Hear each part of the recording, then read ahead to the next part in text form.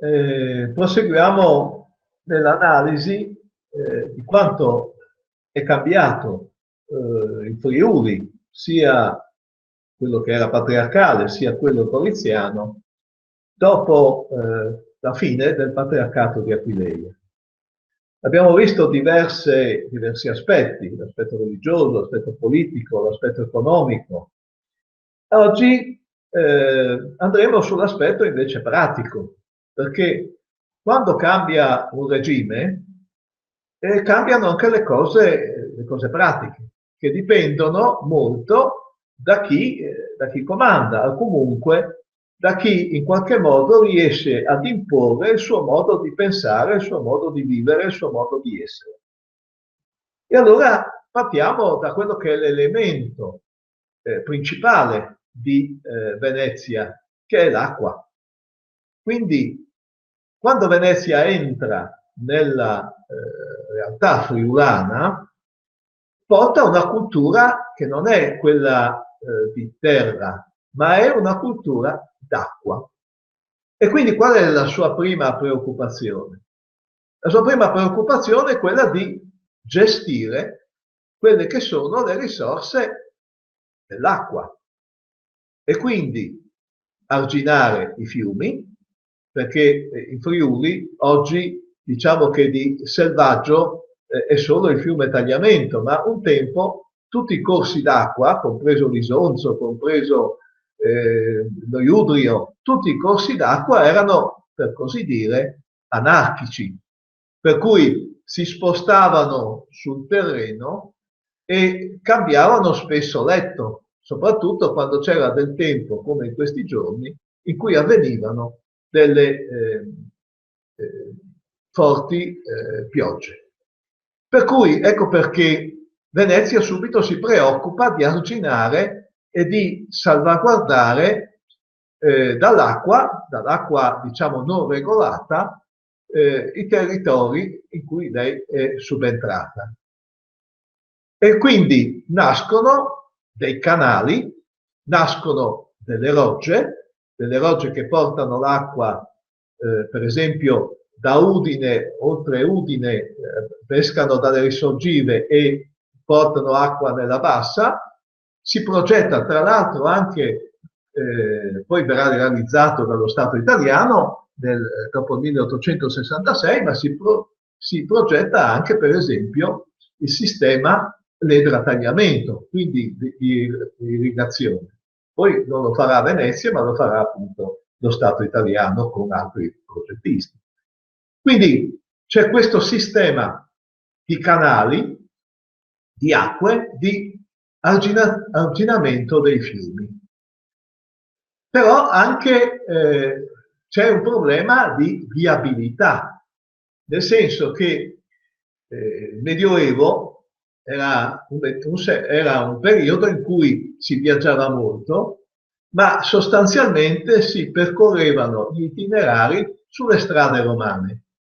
Le antiche strade romane quindi venivano poi con il tempo disselciate, venivano invase dalla vegetazione, qualcuno sceglieva sentieri alternativi, per cui non c'erano delle strade che avessero la caratteristica di essere percorribili.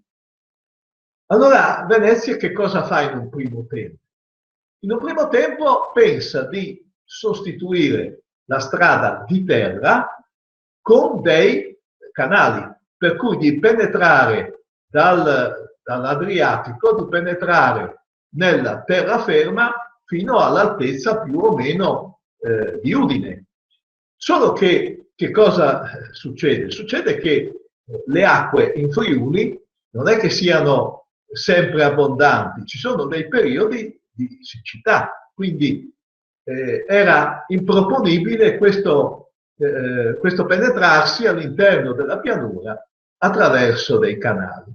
Per cui anche Venezia si deve attrezzare, diciamo così, per gestire un patrimonio stradale che è disastroso.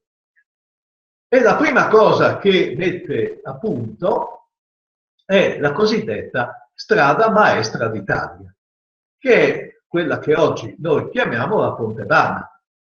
Poi la metterà a posto Napoleone, per cui si chiamerà poi Strada Eugenia, da Eugenio Napoleone, figliastro appunto di Napoleone, ma la strada maestra d'Italia verrà realizzata dai veneziani, i quali la porteranno a incrociarsi con le vecchie strade romane, ma soprattutto in direzione di un porto che sarà da una parte Portogruaro e dall'altra, con l'aiuto anche della parte, diciamo, austriaca dopo e del Conte di Gorizia prima, che sarà Monfalcone.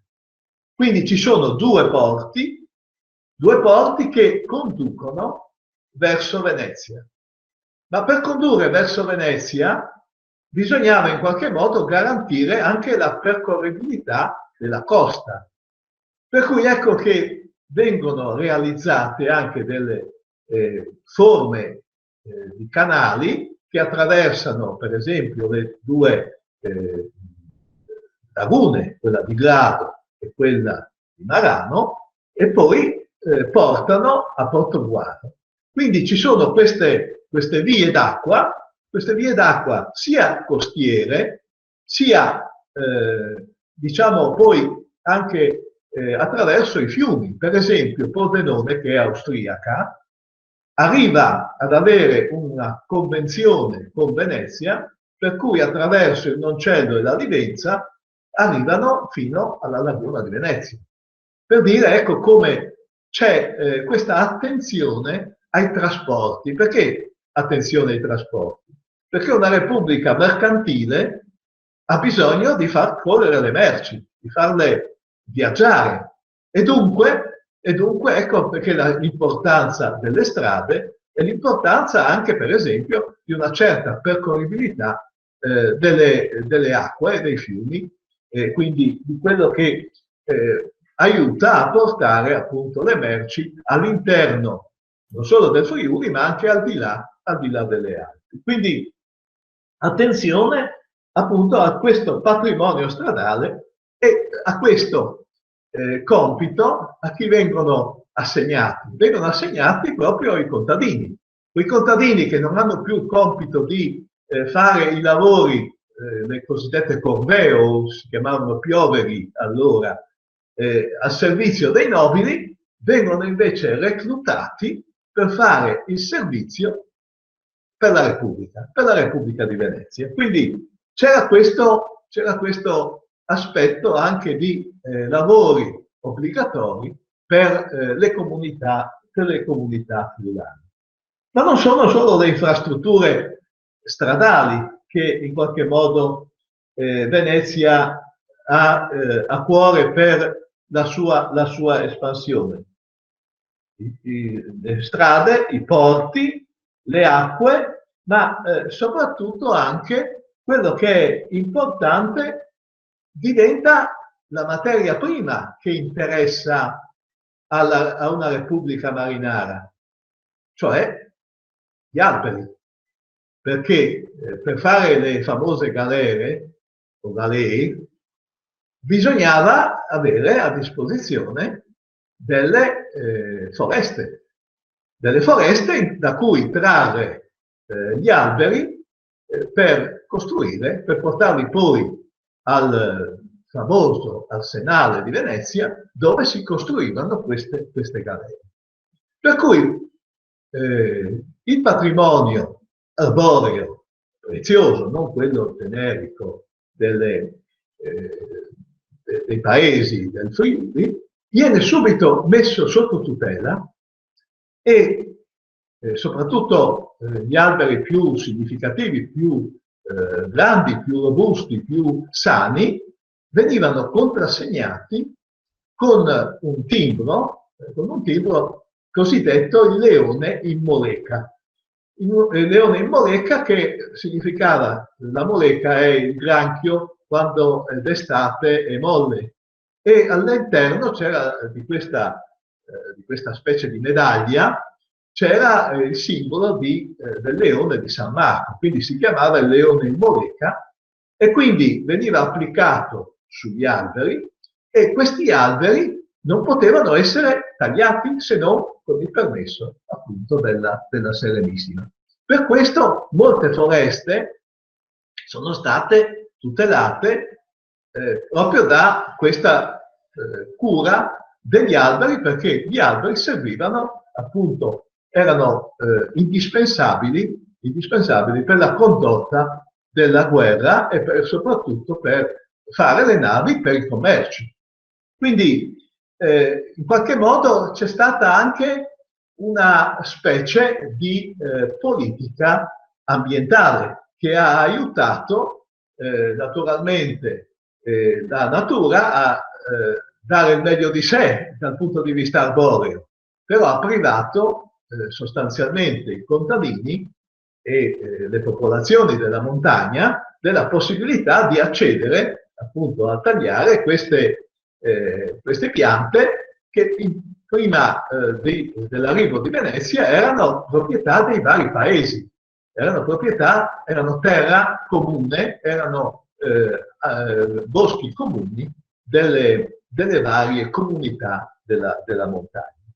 Quindi questo era veramente un cambio generalizzato di gestione del territorio, anche perché, e qui non siamo più nei boschi, ma siamo anche nei terreni, diciamo, di pianura, anche perché Venezia, proprio per finanziare quello che era ormai il suo tormentone, le guerre con i turchi, incomincia a vendere che cosa? Incomincia a vendere i terreni comunali. Ogni comune aveva a disposizione uno spazio dove la gente che non aveva proprietà, i cosiddetti sottanni, potevano fare legna, potevano trovare anche degli alberi per fare la costruzione delle loro capanne, perché allora case era difficile trovarle, o comunque anche se erano di sassi le case, poi il tetto era sempre di paglia o di altri materiali anche incendiabili, diciamo così.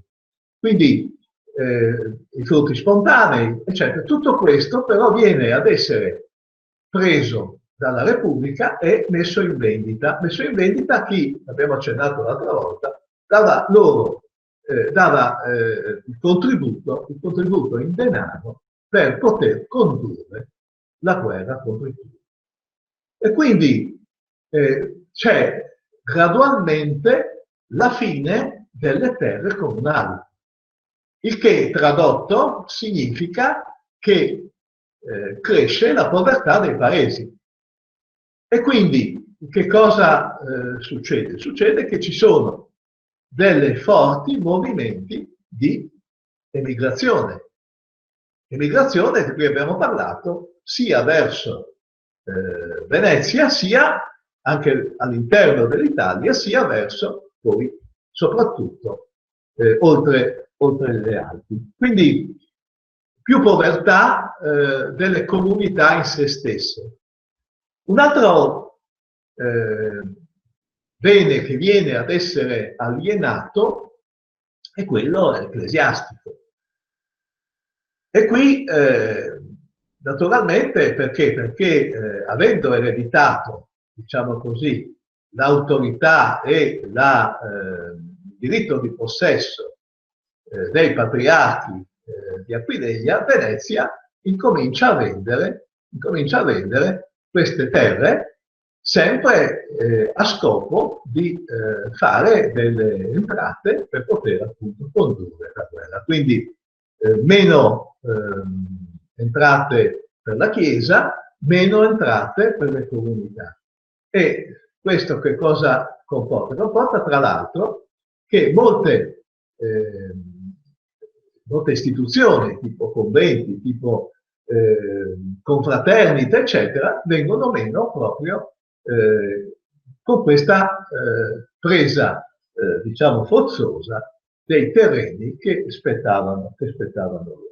Quindi c'è questo fenomeno di maggiore povertà che penalizza appunto la vita dei più umili, evidentemente, ma non solo dei più umili, perché abbiamo visto come anche i signori vengono duramente colpiti nei loro diritti quando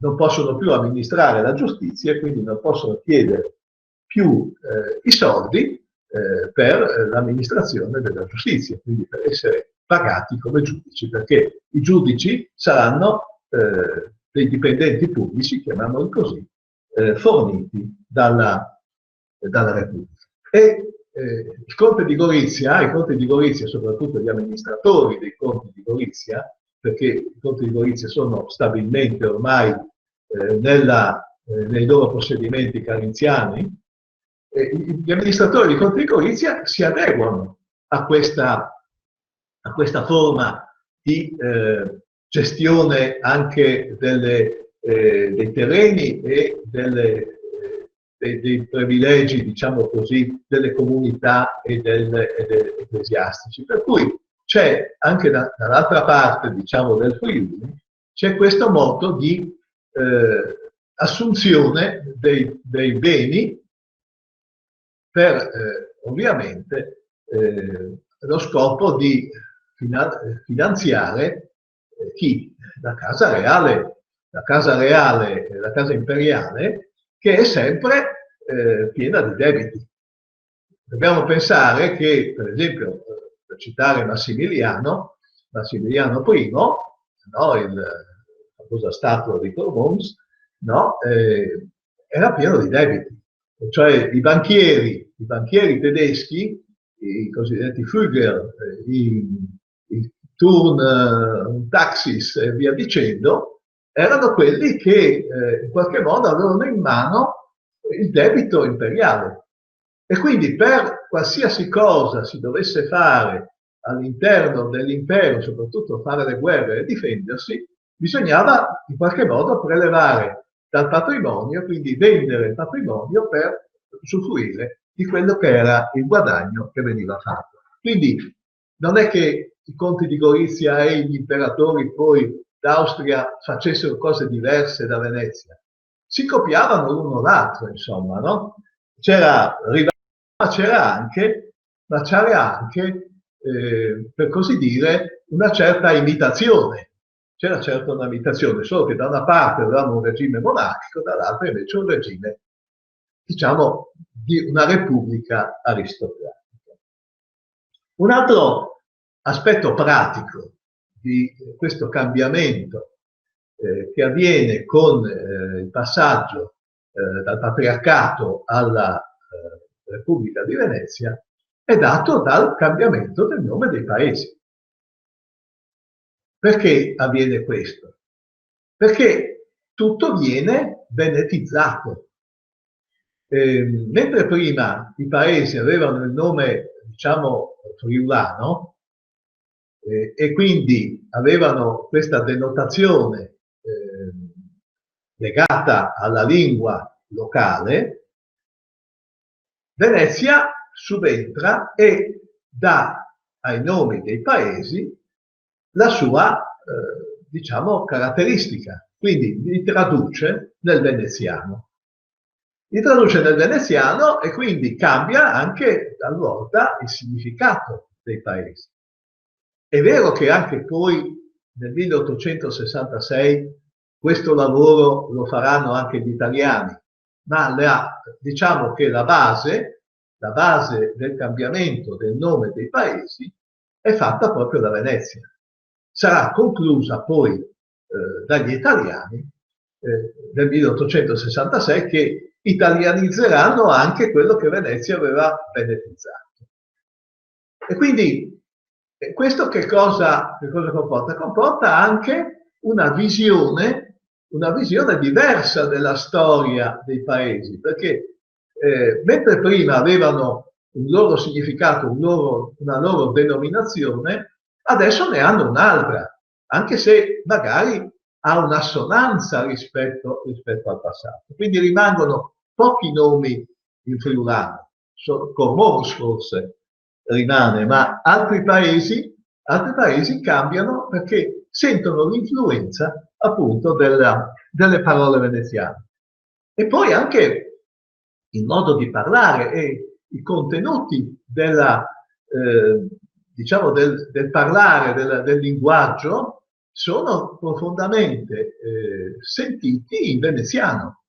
Se noi andiamo a vedere, è uscita adesso anche una pubblicazione, tra l'altro, le parole veneziane, scopriamo che gran parte anche di quello che noi usiamo nel parlare italiano, per esempio dire ciao a una persona, significava dirgli ciao, cioè nel dirgli servo, servo suo, come si dice in tedesco, no? Servus, quando si saluta qualcuno. No? Oppure, non so, per esempio, giocattolo. Giocattolo deriva da una parola veneziana. Quindi anche nel parlare quotidiano, anche perché poi che cosa succedeva? Succedeva che anche il plebeo, diciamo così, anche il contadino, che cosa faceva? Cercava di imitare quello che era il discorso di chi era più elevato di lui, sia dal punto di vista economico che dal punto di vista culturale. E quindi che cosa faceva? Cercava di parlare come parlavano i potenti, per sentirsi, diciamo, integrato. E cosa succedeva? Succedeva, per esempio, nelle proprietà agrarie, che il padrone parlasse in veneto o in una specie di veneto ai lavoratori, ai mezzadri, ai coloni, e dall'altra parte invece il colono o il mezzadro rispondesse in friulano. Quindi, però gradatamente, noi lo vediamo anche nei documenti d'archivio, gradatamente vediamo come le parole friulane e anche i nomi friulani cedono rispetto a quello che è la tradizione veneta. Vi faccio un esempio. Per esempio, tra qualche giorno c'è Santa Lucia. Santa Lucia che porta i doni ai bambini qui in Friuli e anche nel Veneto. Questo culto di Santa Lucia è nato soprattutto da parte di Venezia, quindi è un'importazione della tradizione veneziana. Dall'altra parte c'è San Nicolò, ci sono altri santi, ma il Santa Lucia è una tradizione che si è radicata in taluni paesi friulani, appunto perché è una tradizione tipica di Venezia. Per dire come anche nelle piccole cose, nelle cose quotidiane, qualcosa cambia, qualcosa, diciamo, dà il segno del cambiamento, e quindi è veramente un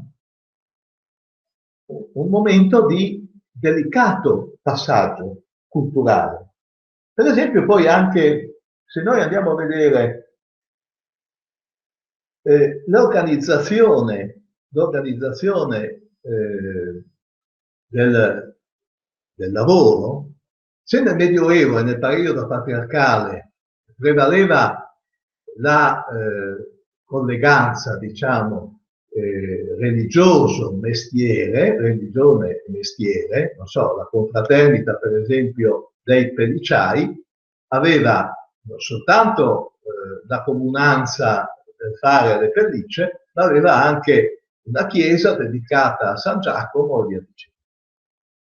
Oggi, con i veneziani, invece, tutto ciò diventa laico, chiamiamolo così, cioè non ha più, anche se poi a Venezia magari si fa la scuola di San Rocco, no? Famosa, o la scuola dei Frari, eccetera, ma qui si tende a laicizzare le congreghi di mestiere, diciamo così, e a farne delle vere e proprie associazioni di mestieri. Tant'è vero che cosa noi notiamo, per esempio, negli affreschi che circa in questo periodo arricchiscono le nostre chiese, sono affreschi che vengono tutti dall'area culturale veneziana, anche se vengono da Bergamo, anche se vengono da altre parti del Veneto. Quindi area culturale veneziana, vediamo che la raffigurazione dell'artigiano, che può essere in una crocifissione, che può essere in un quadro, diciamo, tratto dalle scritture, ha una sua ben riconoscibile denominazione, diciamo, visiva. Perché? Perché ciascun artigiano ha una sua divisa, ha una sua caratteristica di abito. Quindi è l'abito, si diceva una volta che l'abito non fa il monaco, ma visivamente l'abito fa l'artigiano, fa il mestiere diciamo, l'immagine del mestiere che uno esercita. Per cui così possiamo capire anche in queste scene dipinte sulle pareti delle nostre chiesette, possiamo capire che cosa facessero questi personaggi.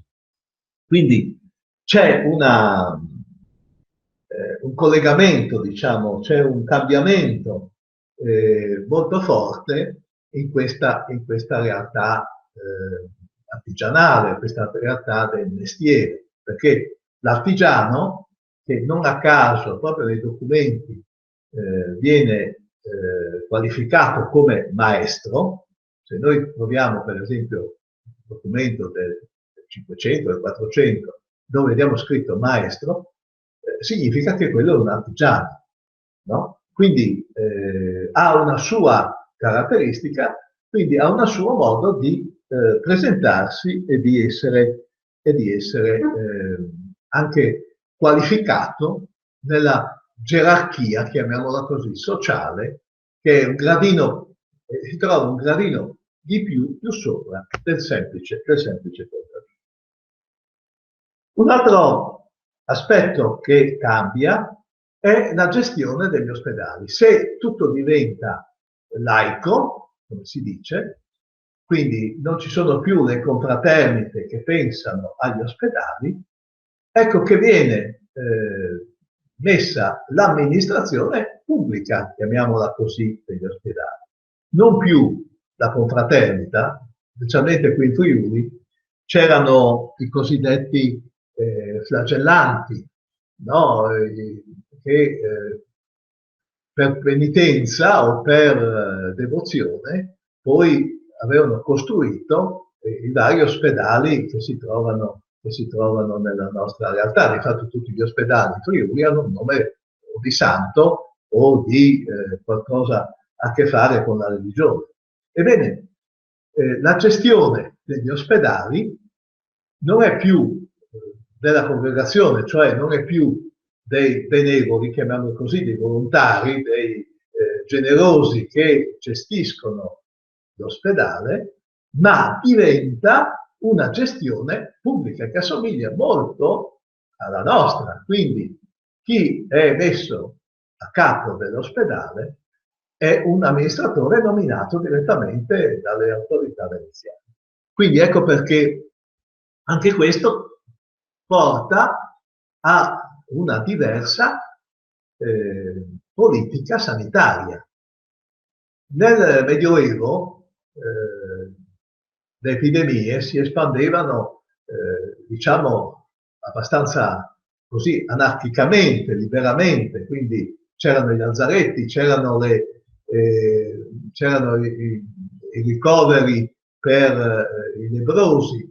Invece con Venezia, proprio basandosi su questa rete di ospedali, inizia una, chiamiamola così, politica sanitaria non solo di cura, ma anche in qualche modo di gestione delle epidemie fin dal loro inizio. Perché? Perché Venezia ha una grande esperienza in fatto di epidemie. Essendo chiusa, essendo isolata, durante il tempo ha maturato delle rovinose situazioni di infezione. Quindi cerca di evitare questa sua diciamo, questo suo disagio anche nella terraferma.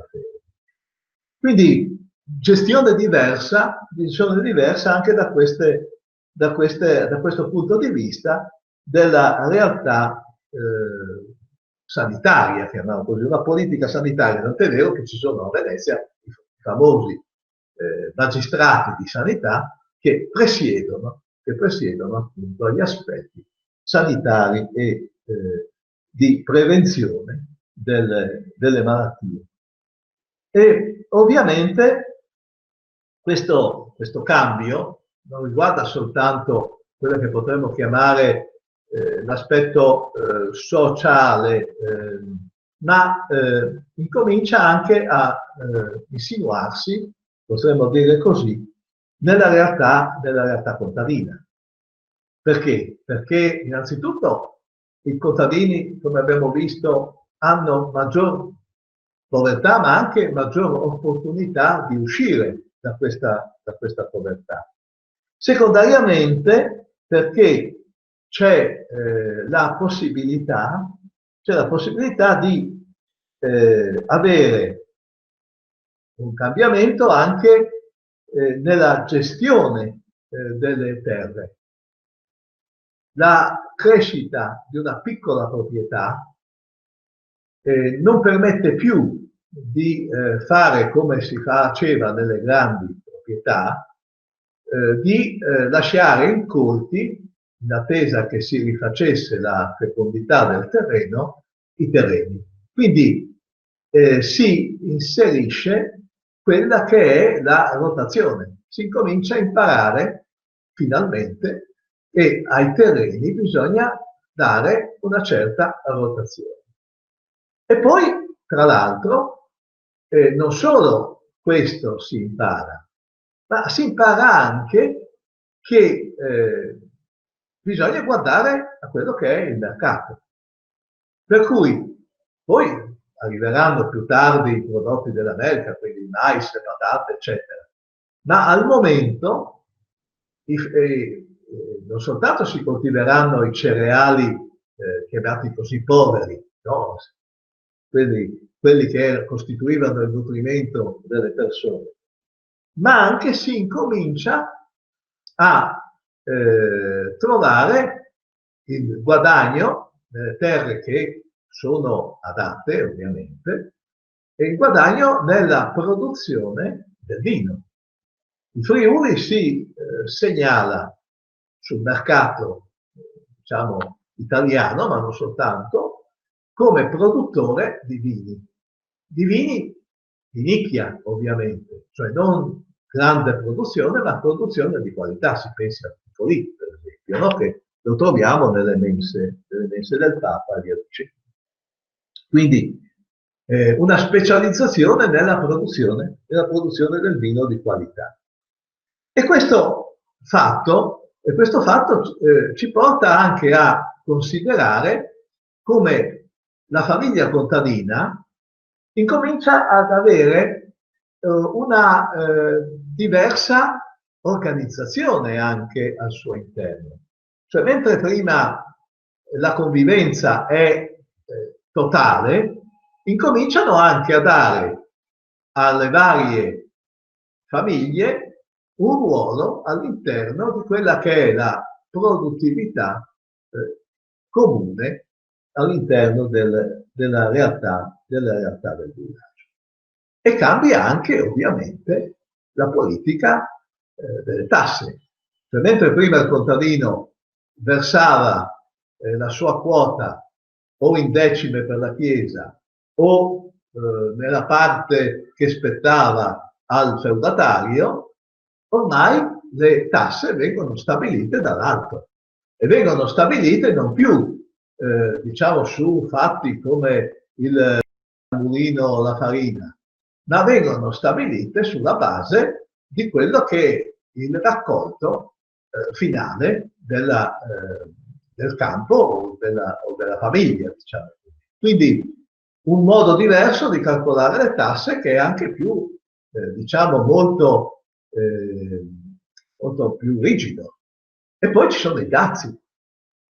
I dazi sono quelli che vengono applicati non solo alle merci di importazione, e lì i veneziani ci sguazzano per imporre questi dazi, ma vengono imposti anche al movimento territoriale dei beni, dei consumi. Quindi questa realtà incomincia a far muovere anche una certa protesta e anche, diciamo la verità, l'evasione, anche il contrabbando, anche tutta una serie di diciamo scuse per poter evitare tutto questo. E poi su questo si inserisce ovviamente la gara, la rivalità fra i territori austriaci e i territori veneziani per vedere chi in qualche modo riesce, abbassando o alzando le tasse, a guadagnarci di più su questa diciamo, disparità tra un territorio e l'altro. Quindi la realtà della contadinanza si muove, non all'apparenza pare non muoversi, ma in realtà si muove anche per esempio per quanto riguarda gli allevamenti. Gli allevamenti sono molto limitati, erano molto limitati nel Medioevo, soprattutto agli ovini. Perché? Perché i bovini erano molto deboli rispetto agli ovini. Per cui quando moriva una vacca era un disastro in una famiglia. Quindi preferivano avere delle pecore, delle capre, piuttosto che dei bovini. Invece, con l'arrivo di Venezia, innanzitutto si selezionano le razze bovine. Nasce la famosa razza pezzata rossa friulana, no? Chiamata così. E poi si intensifica il commercio e anche l'allevamento dei bovini, che comunque ricadono poi nelle epidemie animali, ma sempre hanno un mercato perché Venezia ha bisogno della fornitura di carne. Quindi il porto di Portogruaro in particolare diventa non solo diciamo il porto dei passeggeri verso Venezia, chiamiamolo così, il contatto verso Venezia, ma diventa il porto del bestiame verso Venezia, quindi del portare a Venezia quello che era il frutto degli allevamenti friulani. Quindi ci sono queste piccole cose, se vogliamo, no? Queste veramente differenze rispetto al passato. E poi, soprattutto, c'è un aspetto che mai prima, pare di avervelo accennato, ma prima era stato, diciamo così, sottolineato o comunque era stato realizzato. C'è l'aspetto appunto della differenza da regime a regime, cioè la differenza tra la contea di Gorizia e diciamo prima era il patriarcato, ma la luogotenenza del Friuli. Quindi diversità di regimi e la frontiera. La frontiera diventa qualcosa di traumatico anche per alcuni. Perché? Perché molte volte non è che abbia una regolarità, diciamo così, no? Che taluni hanno per esempio la casa sotto Venezia e il campo sotto Gorizia. E quindi voi capite la complessità anche dei rapporti che ci sono. Per esempio, essendo un territorio a macchia di leopardo, questo fatto della frontiera è molto importante perché? Perché innanzitutto chi compie un delitto da una parte o dall'altra si rifugia nei territori vicini. Quindi raggiunge una certa impunità, non può essere raggiunto dalla giustizia competente perché si pone sotto la protezione della Repubblica oppure del Conte di Gorizia. Caso tipico è quello dei beni dei conti Strassoldo che sono sotto Gorizia, perché Strassoldo era come paese, come castello, era sotto Gorizia, che si trovano però ad avere dei possedimenti sotto Venezia, a cui hanno giurato fedeltà, eccetera, eccetera, e quando qualcuno dei loro compie un delitto nei loro territori goriziani, si rifugia nei territori veneziani e non riesce, appunto, la giustizia degli Strassoldo a raggiungerli e a in qualche modo a esercitare quello che era il loro diritto feudale, perché era ancora mantenuto dalle parti di Gorizia, il loro diritto feudale ad avere giustizia di questi diciamo, trasgressori della loro legge. E difatti di questa tutela, diciamo così, territoriale, erano molto gelosi entrambi i regimi, sia Gorizia che Venezia, perché il diritto di giustizia era qualcosa che aveva a che fare con l'autorità. Non dobbiamo dimenticare che ancora il Medioevo non l'abbiamo lasciato tutto alle spalle. Quindi chi ha il potere di amministrare la giustizia diventa qualcuno che ha un'autorità che ha una sua importanza. Quindi ecco perché la frontiera diventa un problema economico e diventa un problema anche di giustizia, di amministrazione di quella che era la giustizia anche semplice. E che cosa fanno allora i veneziani? Arruolano delle milizie, chiamiamole così, delle guardie di frontiera avventizie, quindi delle milizie private sostanzialmente. Delle milizie private che sono a tutela di alcuni interessi che la Repubblica di Venezia ha, per esempio sulla tutela del monopolio dell'olio, che è importante perché l'olio non serviva tanto per condire l'insalata, per dirci, ma serviva soprattutto per la lavorazione della lana. E quindi avere diciamo un'evasione fiscale o comunque un'evasione di prodotto che rendeva meno difficile e meno cara la carnatura della lana nei territori governati dal Conte di Gorizia, privava evidentemente Venezia di una entrata sicura. E questo era qualcosa che oggi noi non ci pensiamo, no? Perché oggi diciamo, vabbè, l'olio d'oliva cosa serve? Serve per condire. Invece no. Dietro l'olio d'oliva c'era una politica ben precisa, che era una politica industriale.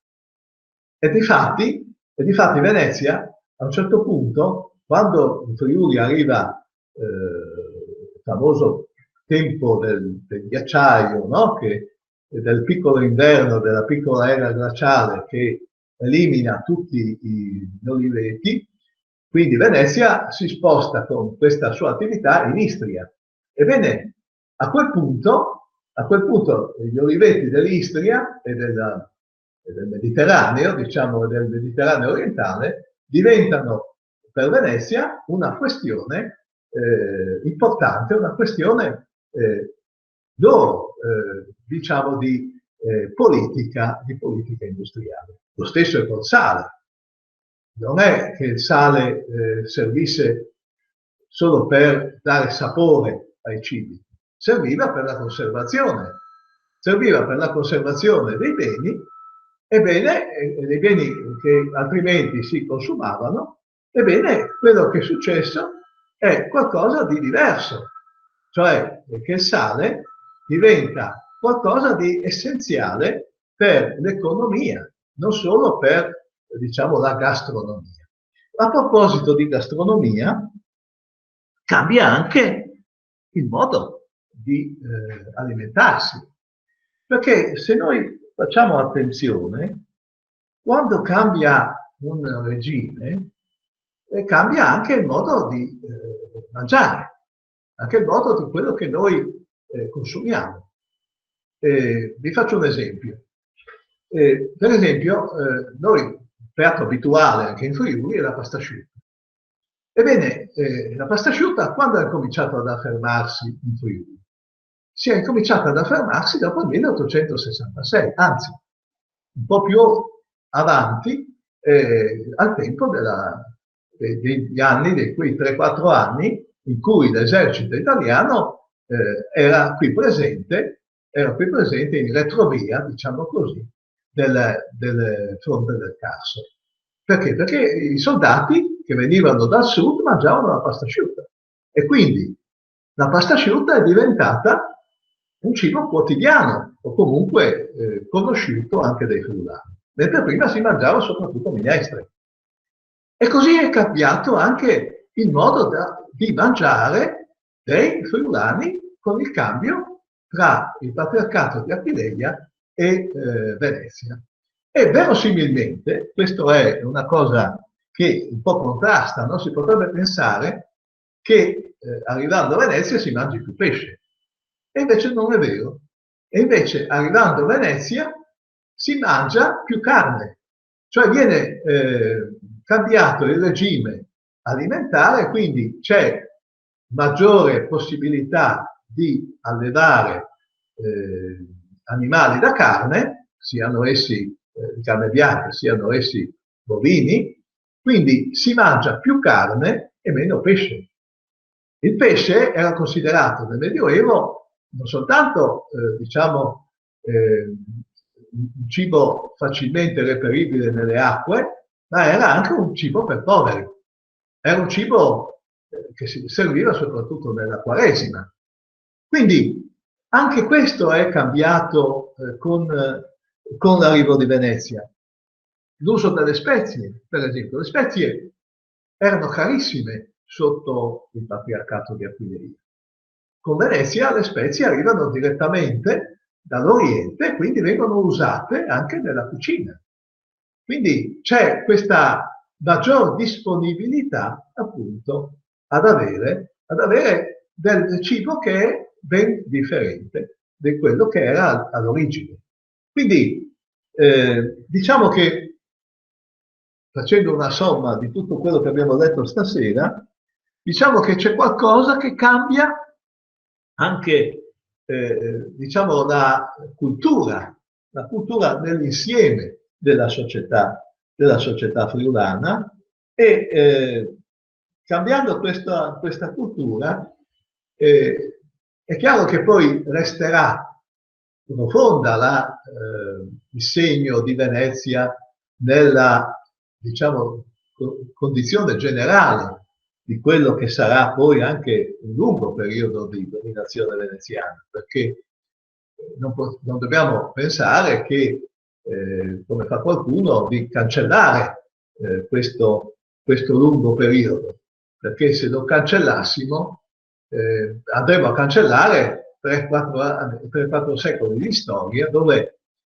il riferimento è diventata Venezia. Se noi pensiamo per esempio al 1848-49, pare di avervi già raccontato come i friulani, al momento in cui Daniele Manin chiama per difendere la Repubblica di Venezia, i friulani partono in quarta. No? E nel governo di Daniele Manin del 48-49 troviamo soprattutto dei friulani, troviamo Valussi, troviamo diversi altri che Tomaseo e via dicendo che stanno a gestire il governo di Venezia. Quindi per dire come a un certo punto c'è questa identificazione con Venezia. E tant'è vero che nella realtà delle valli del Natisone, dove c'è una popolazione di lingua di origine slava, ci si sentiva veneziani, tant'è vero che quella terra veniva detta Venecia, viene detta ancora Venecia, cioè Venezia. E gli abitanti del luogo venivano chiamati veneciani, cioè e tuttora vengono chiamati così dagli sloveni dall'altra parte. Quindi per dire come l'attaccamento a Venezia diventa qualcosa di progressivo ma sincero. E soprattutto, tanto per restare in tema con le valli del Natisone, certe popolazioni di confine avevano anche dei privilegi da parte della Repubblica. Perché? Perché la Repubblica dava loro la possibilità anche di gestire quello che era il piccolo traffico di frontiera, chiudendo non uno ma 2 occhi. Quindi diciamo che c'è stata questa trasformazione. C'è stata questa trasformazione che prepara, tra l'altro, la trasformazione che ci sarà nei secoli successivi, quindi ci sarà questa staticità fino al 1797, poi ci sarà un rapido cambiamento con Napoleone e poi di nuovo un altro cambiamento dopo il 1866, per capire appunto come molta parte della nostra storia friulana sia rimasta ancora legata a questi tempi lontani.